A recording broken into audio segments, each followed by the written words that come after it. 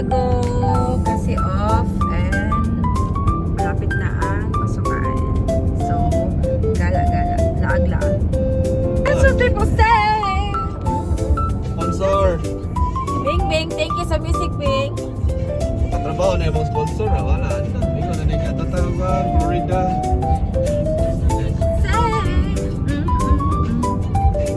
Bam na nahago ka kay wala man kay kaon, you should eat. Kaon niya ba?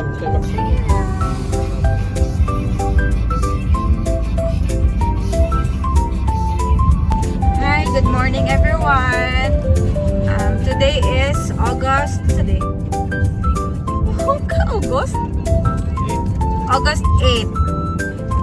Today is August 8, 2026. Saturday. Off namin pareho ni Daddy and we're on our way to Chicago para lag. So malapit na kasi ang pasukan. Hi Nini, hello. Hi Bing Bing. Malapit na kasi ang pasukan and syempre off din, nakapagod sa work, so kailangan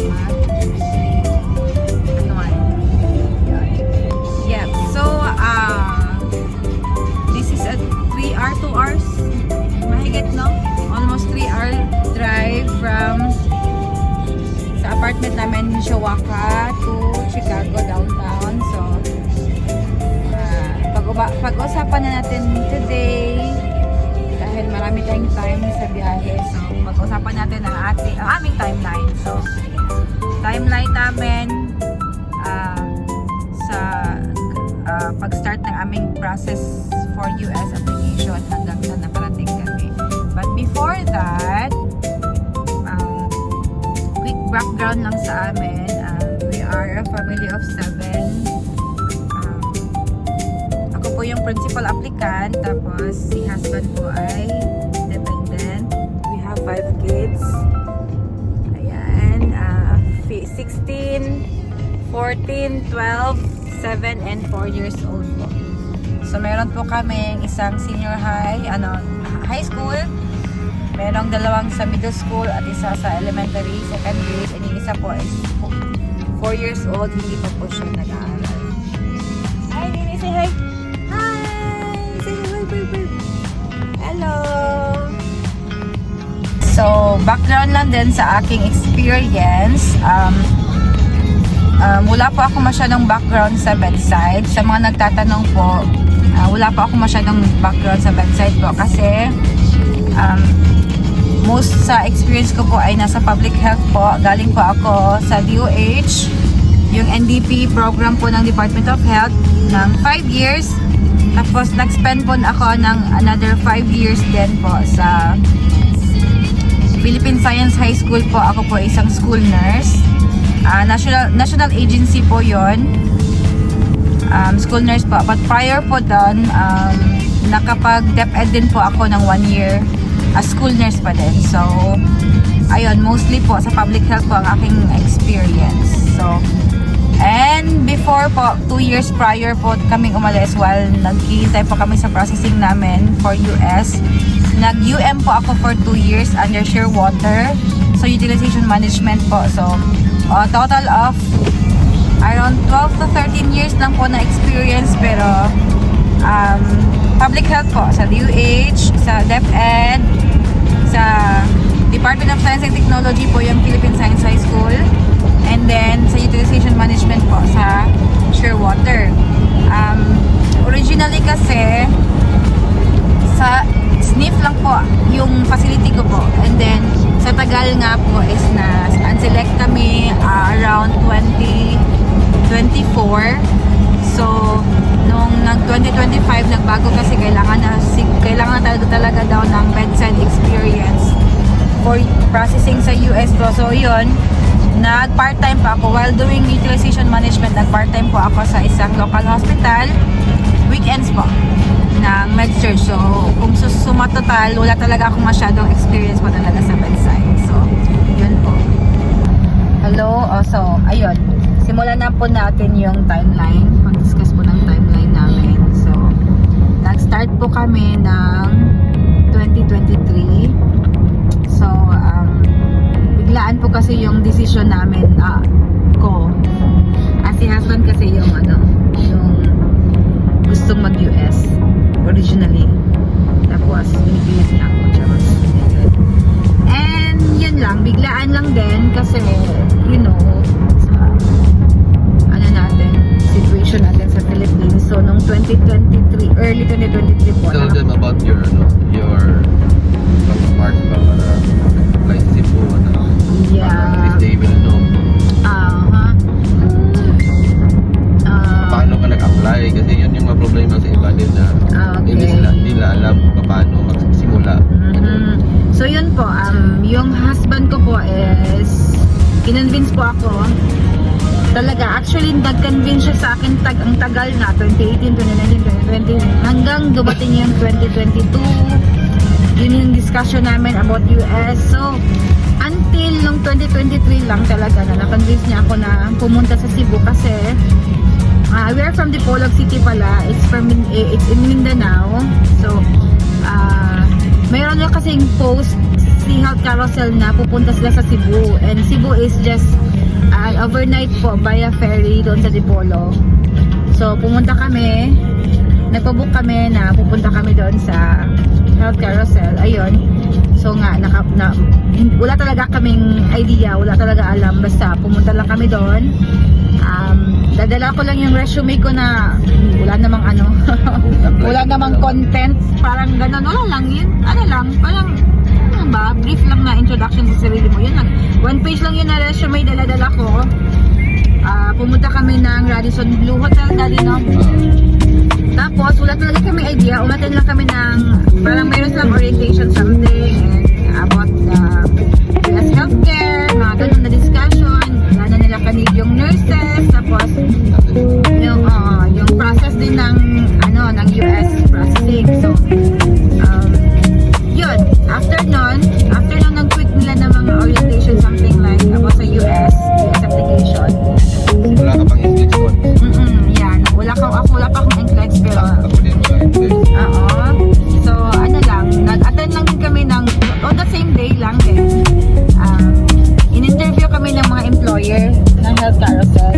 So hindi ko talaga alam kasi ang alam ko lang is tinatanggap nila pag walang experience sa bedside ay yung mga nakapasa na ng NCLEX. Since ako, hindi pa ako nakapasa ng NCLEX na. That was March na din. March, hindi ako nakapasa ng NCLEX. Pero, na-surprise ako kasi siguro kasi planning yan wala din siyang NCLEX. PSN graduate lang din po siya. Teacher siya for 20 years. So, yan. Natanggap din siya. Bakit? Ano ba? Kasi ang alam ko lang is yung program noon ng Health Carousel ay pag NCLEX passer ka, so okay lang na walang bedside. That time yun ha.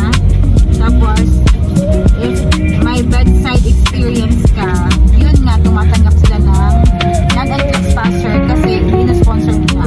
Once nasa bedside ka lang. So yun, siguro dahil alam nila din na mag-NCLEX din ako soon. So ayun siguro, kaya siguro ayun. Inofera nila ako. May sinensla na job offer letter. Yun, parang offer.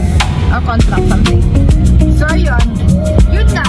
Actually, doon na-start yung namin. Doon na-start yung American dream namin. Kasi talaga. Usually kasi sa Lefora lang kami nagbabasa-basa. Tapos, yun lang, diba? Mga comments lang, post lang ng mga nurses sa US. Yun lang ang info talaga namin. And then sa YouTube din, nag-download kami ng mga vlogger sa YouTube. So yun lang, pero hindi namin alam talaga yung mismong, na pwede pala. So yun na, parang nag-start na talaga nag-kick in yung American dream namin dahil doon. Dahil pumunta kami ng Cebu, nag-attend kami ng orientation, and then nagpa-interview, and then natanggap. So yun, naka-decide na din kami. That was March, and then ganun din, March din ako nag-apply for eligibility sa New York.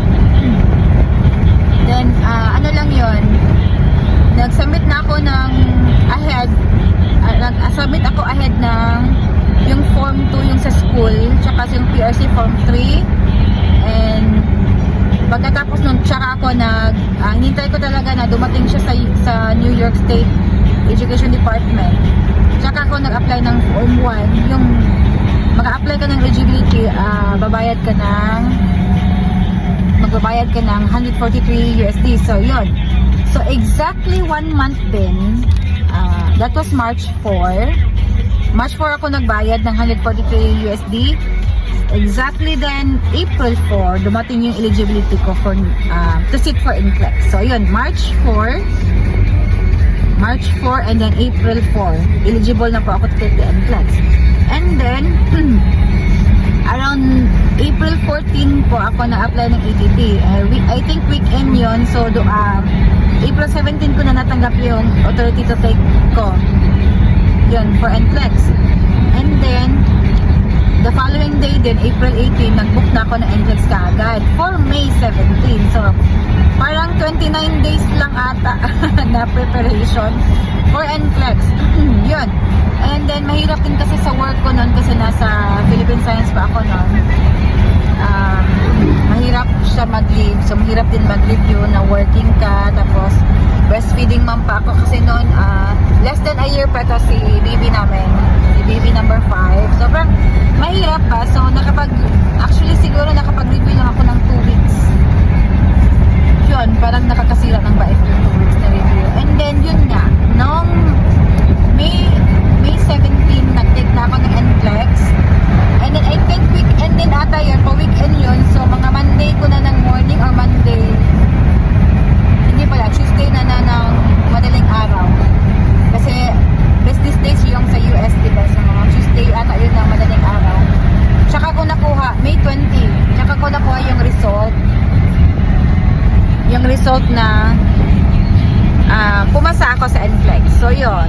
Pumasa naman sa awa ng Diyos. Hindi ko alam kung paano. So, yun. May 20, nakapasa na po ako ng NCLEX. So, yun. Kasi yung pinirmahan ko kasi unang na contract ng health carousel, in-offer nila is yung isang offer na para sa non-NCLEX passer. So, nung after May 24 ako nag-sign talaga ng achieve na contract ng health carousel. Yun yung para sa mga NCLEX passer na. So, May 24, nag-sign ako ng contract. Tapos, May 30, hiningi nila lahat ng mga documents ko for filing ng aking petition. So, on the same day din, usually ganun talaga ako pag hinihingan ako ng documents, send ko talaga siya agad the same day. So, May 30 nila hiningi, sinend ko din sa May 30. Yun lang ata, mga basic lang na documents, yung passport, mga PSA docs mo. Not sure kung may NBI clearance ba yun. I'm not sure. Parang, hindi, walang NBI clearance. Yun lang. Hiningi lang din nila yung proof na may PRC license ako. Tsaka NCLEX, yung NCLEX result. Yung lang sa NCSBN lang kasi wala pa ako sa nurses ata, no? So, yun lang hiningi nila. May 30 yun. So, after May 30, June 19 din nila sinend sa akin yung ETA form. Yung ETA form 9089. On the same day din, sinend ko ulit. Pinirmahan ko yung form ETA form 9089. And then, kasi nga, di ba, that time kasi parang hype pa kasi yung timeline ng US doon. So, nag-take na rin ako ng exam kaagad ng June 30. June 30, tapos pumasa naman kaagad. So, yun yung ganun ako ka-proactive sa aking application na, biruin mo, since 2018 na ako tinonvince ng asawa ko na mag-US. And then, ayaw ko talaga. It took us how many years para mag-start ng application. But then, yung nag-start ako, yun, ang bilis, tuloy-tuloy na. So, yun. Nung July 5, kasi sa health, sa aming agency kasi, noon time na yun is, pag mayroon ka kasing English test is, ipaprocess ka nila through premium processing. So, hindi na regular. So, pinag-sign ako ng July 5, 2023 for premium processing. na mag-avail ba ako ng premium processing. And nag-yes ako, nag-sign ako for July 5, 2023. And on that same day din, yun na din yung PD ko, July 5, 2023. So, thank you Health Carousel for that.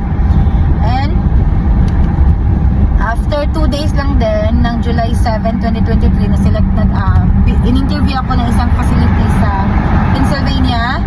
Yun, sniff siya, skilled nursing facility siya. And natanggap naman. So, July 7 yun. July 5 PD. July 7, mayroon akong facility. And, noong August 3, nag-start na rin ako ng aking visa screen. Yun. Mahaba-habang yung visa screen. So, noong, after a month na din, 8-7. So, August 7, 2023, tinawagan ako na approved na yung petition namin. I-140. Approved na yung I-140 namin August 7. So, officially, yung PD po namin ay July 5, 2023. And then, after a month na din, September 12, 2023, available na yung fee bills namin. But, hindi kami nakapag-comply kagad kasi yung 3 kids namin, yung nag-school dati, yung 3 big kids namin, hindi pa kompleto yung kanilang passport. So, umabot kami ng October na makomplete namin yung mga passport nila. So, yun din. Sana if mag-start kayo, dapat ready na din lahat yung mga passport ng mga dependents ba.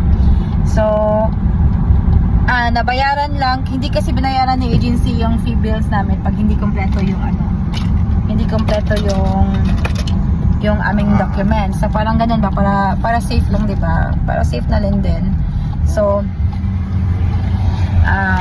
nabayaran yung fee bills namin noong October 6 na siya. October 6, 2023. Ito yung na-complete na namin yung mga passports ng mga bata. Lahat. PSA, NAPCO, ayun, mga civil docs. So, binayaran nila ng October 6, 2023. Tapos ng October 12, 2023, na-fill out ko na din na-complete ko na kagad din yung DS 260 namin. Tapos, 10, 12, 2023 po. So, after 2 days din, na-comply na din ni Health Carousel lahat ng mga civil docs, yung sa kanilang part kasi, aside sa atin, meron din kasi yung sa employer na mga documents. Na-complete po lahat yun noong October 17, 2023. So, yun. So, waiting na lang kami noon for our na mga documentary qualified. So, around, I think, ilang weeks lang din yun. So, from 10/17/2023 na-complete lahat ng civil docs namin, DS260, everything. Na-DQ kami ng November 8, 2023. So, thank you, Lord. November 8, so, kung mabilis talaga, from July 5 na PD namin. Yung filing namin, July 5, 2023. Then, by November 8, 2023, DQ na. And then, yun na. Yun lang din, hanggang dun lang din yung namin, timeline namin. Kasi, ang tagal ng disability. Super. So, yun, November, waiting na kami ng ilang taon na. So, ang dami na din nangyari. 2024, na-select na ako sa UPMC po sa Pennsylvania. Kasi nga, na-fill out na din yung mga posisyon. So, select na ako ng 2024. Ng 2025, then, yung 2024, nag-change employer na ako ng 2024. Lumipat na ako sa UM. Nag-work from home na ako noon. Until 2025 na din, yung ni-require kami, hindi naman siya actually ni-require, para in-encourage lang kami na mag-bedside para mas mabilis kami ma-select sa facility. So, kailangan kasi, usually kasi yung mga facilities, kasi dumadami na din kasi yung competition po ng mga USRL. So, kailangan mo talaga na may bedside para at least man lang on the game ka pa din, on top of the game ka pa din, na ma-select. So, luckily, ng 2025 din, mga nag-volunteer ako ng around, I think, 1 to 2 months sa local hospital. Weekends lang po yun. Na-select naman. Na-select na, naman ako na-select naman. That time, sinabi ko talaga sa advisor ko na hindi na ako mamimili ng state. Kahit saan na. Wala na akong preference.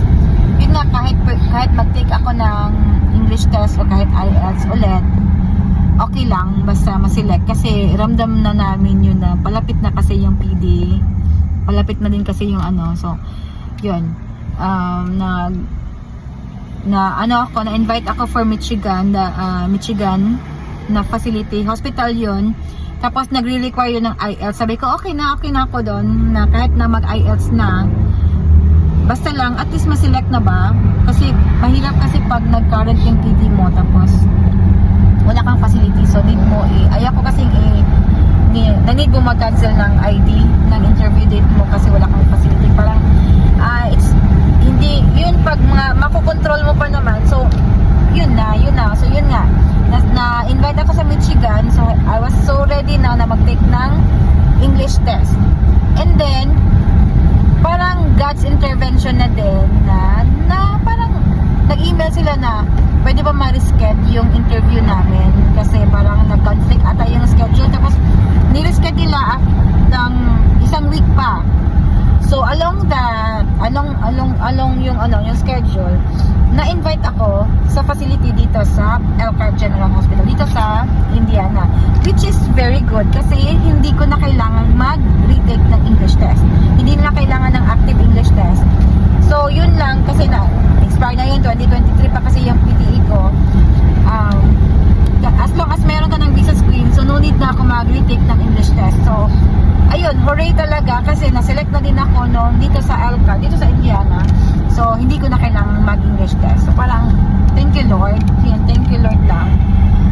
Ayun, so at least alam na parang kampante kami na oo, daming pagkain. Sige. You look around if you want, kung gusto niyo kumain. You look around. Check na po na ninyo kung na-icon. Check Bing if na yung mga food, something like McDonald's ang gusto McDonald's, niyo. Oo, McDonald's yung gusto. Kasi nagutom kasi. Ayun, so where are we? Ayun na. So yun na. Parang kampante na din kami na may facility na. So anytime na mag-current, meron na kami. Diretso na. Parang hindi na ba, parang nakaka-stress din kasi pag nag-current ka tapos wala kang facility. So ayun, at least thank you Lord talaga. Praise the Lord. Tapos binigay pa ako doon sa state na hindi ko na kailangan mag-English test ulit. So, ayun. So that was, na-select ako nasa September. Check na ninyo, lapit na ikan.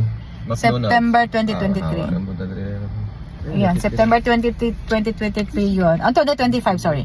September 2025 ako na-select. So around September, October, November, December. So yun, waiting lang. And then finally, 2026 came. Tapos, January, so parang malapit na. Nung nag-February 20, yun yung, ang tagal lumabas ng visa bulletin. 20th day, kasi sanay kami usually lumalabas ang visa bulletin ng around 8th day, 10th day, ganon, 15th day ng of the month. Yun, February 20 na, tsaka pa siya lumabas, pero sulit na sulit yung paghihintay kasi current na kami. Yay!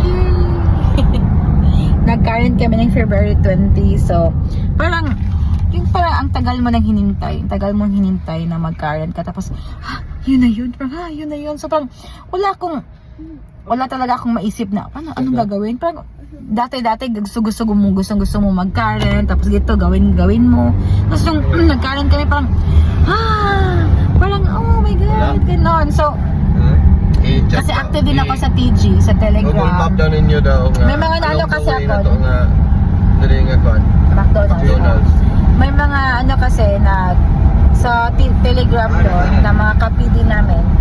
May mga nag-message doon na nagpa-expedite sila. So parang why not? So parang wala lang, parang okay lang. Tapos nung February 23, 3 days after namin nag-current, 3 days after na, hindi pa current pa kasi kakalabas mo ng bibig. Supposedly, magka-current kami ng March 2026. Pero February pa din yun, nag-try lang din ako na mag-expedite letter. So, yun lang yung parang generic lang na format doon sa Telegram. Yun na din ginamit ko. Edit ko na lang din yung PD, yung DQ date namin, tapos know something about you. So yun lang, in-email ko sa NBC. Wala akong expectation, wala lahat, wala. Basta sa akin na, sige, why not lang. So yun. The following day, naka-receive ako ng email from NBC na approve yung expedite request. As in, amazing. The 24, and yun, 23 ako nag-email, 24 naka-receive ako ng email. Less than 24 hours lang yun. And then, after ko naka-receive na approve na yung expedite letter ko, 11 minutes. kinagabihan mo. Ay, hindi pala. Around 12 midnight na din. Kasi naka-receive ako hapon na yun eh. Parang pahapon na mga 5 I-drive daw. p.m. Google Maps na i-drive. Nang 12 midnight, naka-receive ako ng interview instructions. So, yun. Naka-receive kami ng interview instruction ng for March 30. Imagine, magkakaroon kami ng March 30 na din yung kaaming interview. So, parang, oh, shucks! Ganun. So, ayun, February 24 pa lang yun. So, tapos, oh my God, kailangan mo nang mag-schedule kagad ng St. Luke's. So, yun, parang nataranta na ako. Nag-schedule kagad ako ng St. Luke's, yung sa biometrics, naghanap na ako ng hotel kasi malayo, na Mindanao kami, so to Manila pa. So naghanap na ako ng hotel kaagad, nakapag-book, and then ang ginawa namin lang is hindi kami sabay nag-interview. Nag-St. Luke's. Kasi para sure lang ba na sure lang talaga na parang gusto lang namin mas siguro. But anyways, ngayon naman kasi is kahit pa naman kasi mag-sputum ka, or kahit sino sa inyo na mag-sputum, nakaka-proceed pa din naman sa interview. So, pero sa amin lang is para at least ba, kasi madami kasi kami. So, yun lang discarded namin na ginawa namin, nagpa-medical ako ng March 9 to 10, tapos the following week, nagpa-medical din silang lahat. So, swerte na din na cleared kami lahat that day. Yes, yung sa akin and then yung sa mga bata, kami lahat nung the following week nun. Nakuha ni mo dali? Oo. And then yun na, tuloy-tuloy na yung pagstay namin sa Manila for 9 days. I think 9 days. Nag-St. Luke's, nag-biometrics, tapos nag-interview. Yun lang din, ang catch nun eh, nung nasa Manila na kami, naka-receive kami ng letter from USEM. Si USEM yung nag-email sa amin na nireschedule nila yung aming interview. So, for May 19, nandun na kami sa Manila. So, sa amin is, tinuloy na namin yung St. Luke's, tinuloy namin yung biometrics, okay naman lahat. And then, nung palapit na talaga yung interview, kasi nag-biometrics kami ng 25, interview namin sa 30 supposedly, tapos yung nireschedule nga kami ng May 19. So, kasi nandun na kami, yung plano talaga namin is, magpasyal-pasyal na sa Manila, but why not try? Meron kasi din nag-message sa TG that time, kaya importante talaga na maging kayo, active kayo sa mga groups. So yun, may nag-message kasi sa TG din na pumunta siya, kahit na-reschedule siya, kasi marami kami doon, mostly namin na nagpa-expedite request ay na-reschedule din lahat halos. So yung mga na-reschedule nung nauna sa amin, around March 26, 27, 28, mga ayun, 26, 27, parang ganun, na mga earlier dates sa amin, ay naka-proceed. Pero yun nga, waiting. Parang waiting lang, waitlist, nasa waitlist na sila dati. So sa amin naman, nandito naman tayo sa Manila na, why not try? So, yun, pumunta kami sa aming original na interview date na March 30, 6 p.m. So, dumating na kami ng 5, before 5 a.m., nandun na kami sa USEM. So, yun, nakapasok naman kami, but pagdating dun sa frisking, syempre wala na yung name namin, yung case namin, kasi nga, na-reschedule. Pero sabi namin, nag-explain kami, kasi nandito na kami sa Manila, Mindanao kami, we are here already, so, try lang namin na baka ma-accommodate kami today. So yun, sinabi nila sa amin, sinabi nung officer doon na, it's not a guarantee, Pero, can you wait until 9 a.m. and let's see if ma-accommodate daw. Yun sabi naman, okay, no problem. Naghintay kami. Ang init, tiniis namin yung init sa labas. Yun kami, kompleto kami noon. Kompleto kami. Although hindi naman required na dalhin yung mga kids sa interview, pero dinala pa rin namin sila. Kasi nga, at least the experience na din. So yun, by 9 a.m., tinawag kami. Ayun na. Tapos, ang tagal din namin naghintay pa din sa loob. Kasi siguro ang dami din kasi namin. Ang tagal namin sa pre-screener, mga nasa 30 minutes ata kami sa pre-screener. Kasi siguro ang dami namin. Yung mga bata, tinawag lang. Tinanong lang sila ng pangalan ng mommy and daddy. Tapos si asawa ko, kailan kami kinasal. And sa akin, more on yung questions, yung basic lang. Yung hospital, sino yung employer, sino yung magkano yung rate, mga ganun ba. Tapos yung personal details mo, date of birth, ganun, pangalan ng nanay, tatay, parang ganun, yun lang, parang verify lang. So yun, mga around 11:30 na kami nakalabas, basta almost 12 na yun. Tapos sinabi visa approved. Ayun, thank you so much. So hindi na kami babalik ng May 19. March 30 na original namin na interview date ay visa approved na. So yung thank you Lord talaga. Tapos yun, umuwi na kami sa Dipolog kinabukasan, March 31. And then pag check namin doon sa aming tracker, visa issued na siya. So yun lang. So next video na lang din natin pag-usapan yung aming gastos. So for now, gagala muna kami sa Chicago. Okay? See you later, guys! Ladies and gentlemen, welcome to Chicago. Behold the breathtaking skyline and dazzling night views as we soar above the iconic buildings of the Windy City. Experience Chicago's architectural splendor like never before. Enjoy.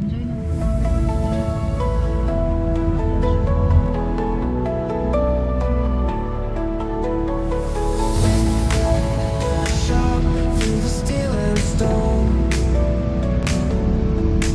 skyscrapers hum, but you're never alone.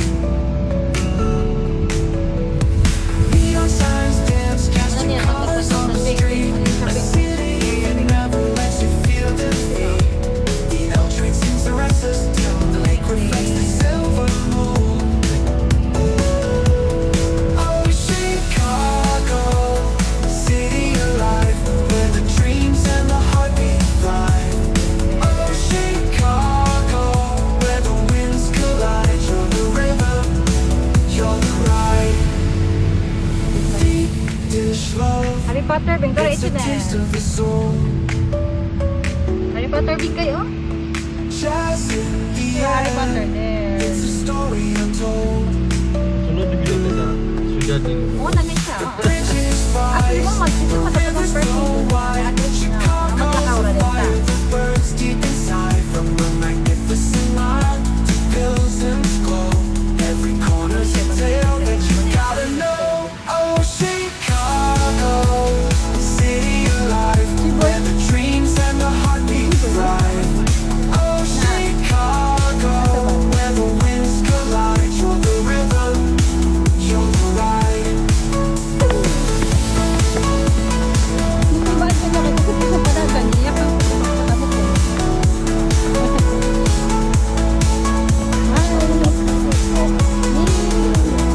Walking sa downtown It's a Chicago. taste of the soul. Jazz in the air, it's a story untold. The bridges rise, rivers flow wide. Chicago's We're in New York alive, City. birds deep inside. Kidding. Magnificent Chicago. Pilsen's glow. Every corner's a tale that you gotta know. Oh, Chicago, city alive, where the dreams and the heartbeat thrive. Oh, Chicago, where the winds collide. You're the rhythm, you're the ride.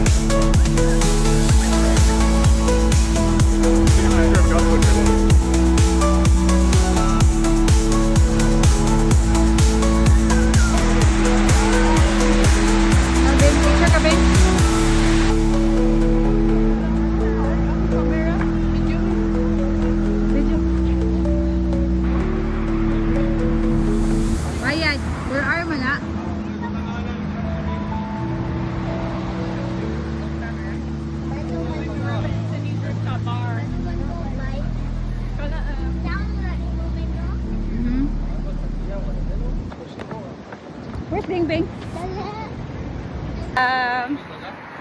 So hot. Yay! There's the Philippines. Filipino, Madrigal. Yay! Sige, come here. Filipino, Madrigal. Welcome. Mabili.